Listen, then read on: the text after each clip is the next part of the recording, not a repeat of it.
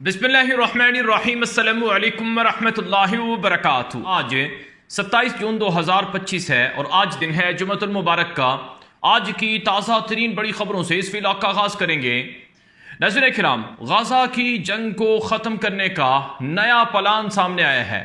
अमरीका और इसराइल ने मुश्तरका तौर पर फैसला किया है कि गाज़ा की जंग ख़त्म कर दी जाए। इसराइली वज़ीर आज़म नेतन्याहू अगले 2 हफ्तों में गाज़ा की जंग मुकम्मल ख़त्म करने पर तैयार हैं, लेकिन इसके इवज़ नेतन्याहू ने जो कुछ मांगा है वो इतना बड़ा है कि उसको सोचकर मशरक़ वस्ता, गाज़ा और फ़लस्तीन और बाकी मुसलमान मुल्कों के मुस्तक़बिल के हवाले से बहुत बड़ी फ़िक्र जारी हो जाती है या फ़िक्र लगने लगती है। हालात ये हैं नाज़रीन इकराम कि मशरक़ वस्ता में कोई मुसलमान मुल्क ऐसा नहीं है जो इसराइल को रोक सके कि वो गाज़ा में जंग बंद कर दे। आपने देखा कि गाज़ा के अंदर पिछले 630 दिनों से क्या कुछ नहीं हुआ, और पिछले 24 घंटों की अगर मैं बात करूं तो पिछले 24 से 48 घंटों में मजमूई तौर पर कोई 200 से ज़्यादा गाज़ा के लोग जाँ बहक हुए हैं और ज़ख्मियों की तादाद तो अनगिनत है। कुल अब तक 57 से 58 हज़ार लोग बताया जाता है कि वो इसराइली हमलों का गाज़ा में निशाना बने हैं और ज़ख्मियों की तादाद 1,30,000 के करीब बताई जाती है। अब गाज़ा की जंग को बंद करने के लिए नेतन्याहू ने क्या शराइत रखी हैं, अमरीकी सदर ट्रंप का क्या मौक़िफ़ है, क्योंकि ट्रंप ने 2-3 दिन पहले कहा था कि हम गाज़ा की जंग बंद करवाएंगे और गाज़ा के हवाले से भी बहुत अच्छी खबरें आएंगी। मेरे पास इस वक्त खबर है और ये रिपोर्ट है बुनियादी तौर पर इसराइल के मशहूर अखबार इसराइल हायोम के अंदर नशर होने वाली। इसराइल हायोम ये इसराइल का एक बहुत बड़ा मशहूर मीडिया नेटवर्क है, अखबार भी है, और इसकी खबरें बड़ी अंदर की और पेश की खबरें होती हैं और अंदर की जो मालूमात होती हैं वो ये अखबार ये रिपोर्ट करता है। अब इस पर नशर होने वाली जो रिपोर्ट है उसका उन्वान कुछ यूँ है, जिसका मैं तर्जुमा आपके सामने रखूँगा। ये उन्वान आप देख ही रहे हैं। तर्जुमा उसका यूँ है कि गाज़ा के हवाले से अमरीका और इसराइल का मुश्तरका प्लान ये है कि बुनियादी जो उसूल हैं वो तय कर लिए गए हैं और जो नुकात हैं वो दर्ज झेल हैं। वो क्या नुकात हैं कि गाज़ा में दुश्मनी आइंदा 2 हफ्तों में, यानी लड़ाई जो है वो आइंदा 2 हफ्तों में ख़त्म हो जाएगी। जंग के ख़ात्मे की शराइत में 4 अरब ममालिक जिनमें मिस्र, मुत्तहिदा अरब इमारात शामिल हैं और बाकी के 2 मुल्कों में एक नाम उर्दन का है और दूसरा नाम सऊदी अरब या फिर कतर का है। ये 4 अरब मुल्क होंगे जो जंग के ख़ात्मे के बाद गाज़ा में हुकूमत संभालेंगे और इंतज़ामात संभालेंगे, जो गाज़ा की पट्टी का इंतज़ाम संभालेंगे और खून रेज़ दहशतगर्द तंजीम हमास की जगह लेंगे, यानी हमास का खात्मा कर दिया जाएगा। बाकी बच जाने वाली जो हमास की क़यादत होगी वो गाज़ा से निकाल दी जाएगी, उन्हें जिला वतन कर दिया जाएगा और जो यरगमाली हैं गाज़ा में इसराइल के हॉस्टेजेस, उनको वहाँ से रिहाई मिल जाएगी। दुनिया के मुतअद्दिद ममालिक गाज़ा के इन बाशिंदों को कबूल करेंगे जो हिजरत के ख्वाहिशमंद होंगे। पहली शिक तो ये है कि हमास की हुकूमत ख़त्म करके गाज़ा में 4 अरब मुल्क मिस्र, UAE, उर्दन और चौथा मुल्क या कतर है या गाज़ा है या सऊदी अरब है।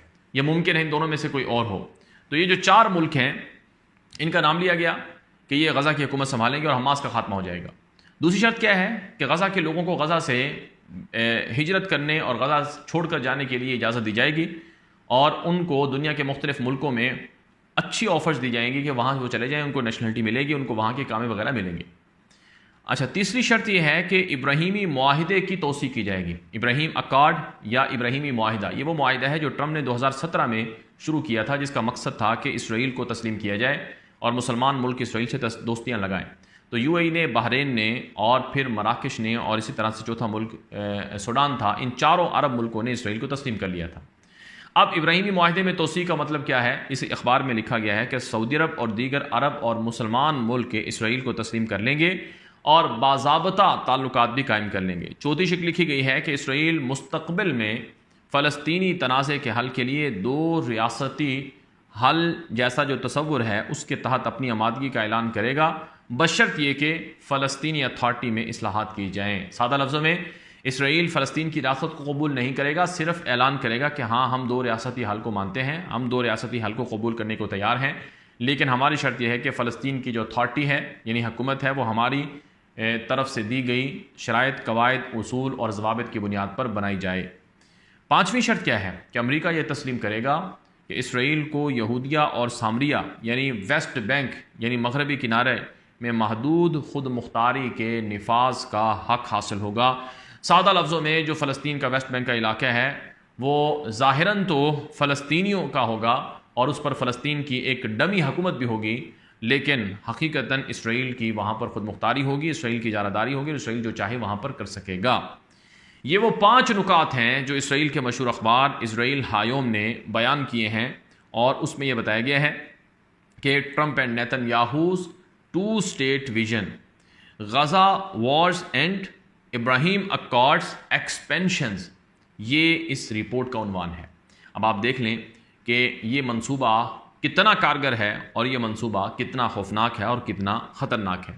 ناظرین اکرام، ایک بات سمجھیں، غزہ پچھلے 627 یا 630 دنوں سے اسرائیل مکمل طور پر ابھی تک فتح نہیں کر سکا ہے، اور غزہ کے اندر اسرائیل کو نقصانات بھی اٹھانا پڑ رہے ہیں، جیسا کہ ابھی 2 دن پہلے ان کے 7 فوجی وہاں مارے گئے تھے۔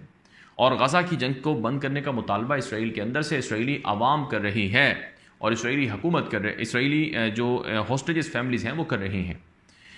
پھر پوری دنیا نے دیکھا کہ غزہ میں کس طرح سے غزہ کی جو شناخت ہے وہ مجروح کی گئی۔ غزہ میں اب خان یونس کی اگر میں بات کروں تو پورا خان یونس منہدم کر دیا گیا ہے۔ رفح کی بات کروں تو پورا رفح منہدم کر دیا گیا، یعنی جو بلڈنگز تھیں، عمارتیں تھیں، رہائشی کالونیاں تھیں، گھر تھے، سوسائٹیز تھیں، سڑکیں تھیں، ہاسپٹلز تھے، سکولز تھے، مساجد تھیں، وہاں پر سب کچھ ایسی ہیوی مشینری لگا کر انہیں بلڈوز کیا گیا ہے کہ شاید یہاں پر کوئی رہنے والا ہی نہیں تھا۔ یہ غزہ کے علاقوں کے ساتھ سلوک ہوا ہے۔ لیکن حیران کن طور پر غزہ کے اندر اسرائیل کو مکمل طور پر اپنے گولز یا جو اہداف ہیں وہ پورے ان کو نہیں ملے ہیں۔ تو اب سوال یہ ہے کہ اسرائیل غزہ پر کیا مکمل خود مختاری چاہتا ہے؟ اور جس طرح سے یہ پلان سامنے آیا ہے کہ غزہ کی جنگ ختم ہو جائے گی، 4 عرب ملکوں کی غزہ پر حکومت ہوگی، پھر غزہ کے لوگ غزہ چھوڑ کر چلے جائیں گے، تو پھر سوال یہ ہے کہ غزہ کا حل کیا ہے؟ اس سے تو یہ بات واضح ہو رہی ہے کہ غزہ پر اسرائیل ہی کا قبضہ ہوگا، اور امریکی صدر ٹرمپ کا جو پچھلے 5-6 مہینوں سے اعلان ہے، بیانات ہیں کہ غزہ پر ان کی حکومت ہوگی، ان کی خود مختاری ہوگی، یہ وہی ساری چیزیں ہیں۔ بہرحال میں آخر میں آپ کے سامنے ایک اور خبر رکھوں گا، اور یہ خبر ہے شام سے۔ شام کا صدر گولانی، جسے احمد اشر بھی کہا جاتا ہے، ماضی میں اسے گولانی کہا جاتا تھا، اور ماضی میں وہ مختلف جو دنیا کی شدت پسند تنظیمیں قرار دی گئی تھیں، جن کو ایک متنازع یا بین تنظیمیں بھی کہا گیا تھا، ان کا وہ حصہ تھے۔ اب شام کے صدر گولانی جو ہیں وہ اسرائیل کے ساتھ دوستانہ تعلقات کے لیے مذاکرات کر رہے ہیں۔ اسرائیلی اخبارات نے لکھا ہے کہ گولانی کی شام کی حکومت نے اسرائیل کے ساتھ ایک خفیہ جو معاہدہ ہے وہ کر لیا ہے۔ وہ خفیہ معاہدہ کیا ہے؟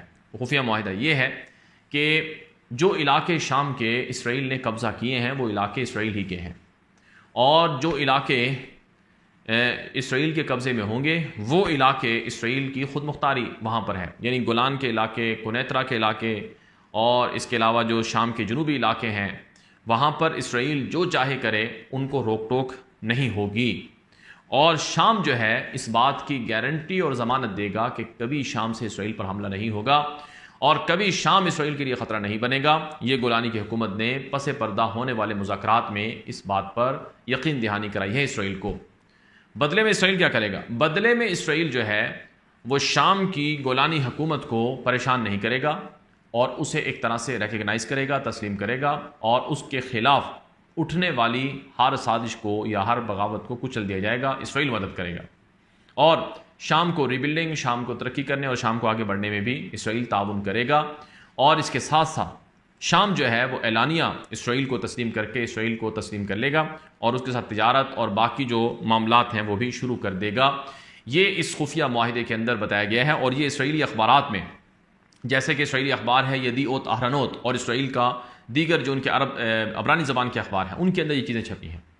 اب آپ دیکھ لیں کہ شام کا صدر گولانی جو ہے وہ کن وعدوں کے ساتھ اقتدار میں آیا تھا، اور کیا نعرے اس نے لگائے تھے، اور اس کے ساتھ لڑنے والے کتنے لوگ تھے جن کو اس نے کہا تھا کہ ہم ایک بڑے مقصد کے لیے کام کر رہے ہیں، اور ہمارا ہدف صرف شام تک نہیں بلکہ بہت آگے ہے۔ تو دھوکہ کتنا بڑا دیا گیا، اور کیسے خوشنما نعروں کے ذریعے سے اب حکمت اور بزدلی کا لباس اوڑھ کر اسے کامیابی قرار دیا جا رہا ہے۔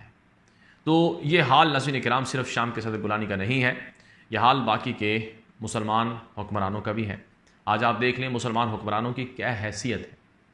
وہ غزہ کی جنگ کو بند نہیں کروا سکے ہیں، غزہ کے اندر امدادی سامان نہیں وہ پہنچا سکیں۔ اب میں آپ کے سامنے ایک اور خبر رکھنے لگا ہوں کہ غزہ میں جو امدادی سامان جا رہا ہے وہ پچھلے 24 گھنٹوں میں جو امدادی سامان جانے دیا گیا، آٹا بالخصوص، آٹے کے جو تھیلے تھے ان کے اندر سے کچھ ایسی گولیاں اور دوائیاں پکڑی گئی ہیں جو ممکنہ طور پر لوگوں کے اعصاب کو، دماغ کو شل کر دیتی ہیں اور بعد میں وہ ان کے ہارٹ اٹیک کا یا مختلف طرح کی چیزوں کا سبب بنتی ہیں۔ یہ سوشل میڈیا پر چیزیں نشر ہوئی ہیں کہ جو امدادی سامان تقسیم ہوا ہے، یعنی جو اسرائیل کی طرف سے آٹا وغیرہ تقسیم کیا گیا، اس کے اندر ایسی گولیاں پکڑی گئی ہیں، اور یہ سوشل میڈیا پر یہ خبر بہت زیادہ وائرل ہوئی ہے۔ ابھی تک اس کی جو مکمل تحقیق یا ریسرچ ہے وہ غزہ کے اتھارٹی کی طرف سے نہیں آئی ہے، لیکن سوشل میڈیا پر چیزیں آئی ہیں۔ اس کا مطلب کیا ہے کہ غزہ کے لوگوں کو کیڑے مکوڑے سمجھا گیا ہے، انسانی حقوق پامال ہوئے ہیں۔